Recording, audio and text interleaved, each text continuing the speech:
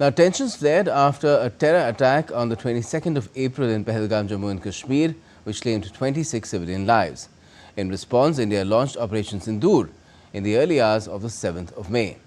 Now, speaking to a Dutch daily, India's External Affairs Minister Dr. Jaishankar said that decisive day was the 10th of May when India responded to a Pakistani attack by hitting 8 Pakistani air bases and making them non-functional. The response targeted these 9 places which were the terrorist centers. They are, as I said, the places are all shown in a UN list. I mean, these is where the terrorists work and live and operate from. Now, after that, the Pakistani military chose to fire on us, and we responded. This went on for 4 days. And after that, the decisive day, I would say, was the 10th of May.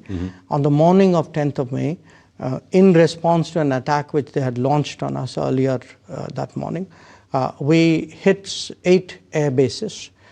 We basically made those air bases non-functional. That, I think, compelled the Pakistani military to accept that we need to stop firing at each other.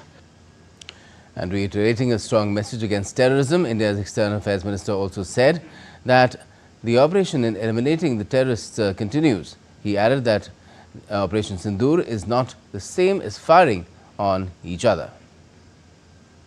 The operation continues because there is a clear message in that operation that if there are acts of the kind we saw on April 22nd, there will be a response.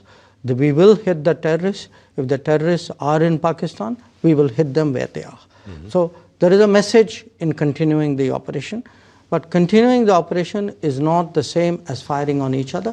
Right now, there is an agreed cessation of firing and military action. The External Affairs Minister also said that the cessation of firing between India and Pakistan was achieved through direct military communication between the two countries, not through any international mediation. He ruled out any US role in this understanding or in any possible talks with Pakistan.